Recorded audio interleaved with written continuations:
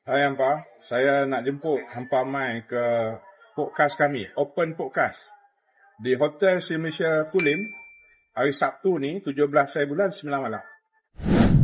Podcast ni adalah podcast yang terbuka, boleh ditontoni, boleh dihadiri oleh orang ramai. Jadi sebab tu hari ni saya jemput, dan topik yang kita nak bincang hari itu adalah topik yang sangat penting, iaitu satu akta yang akan dibentang pada bulan 7 nanti, iaitu URA ataupun Urban Redevelopment Act, yang sekarang ni belum bentang lagi pun ramai pihak pembangkang, ahli-ahli parlimen pembangkang duk entam dah.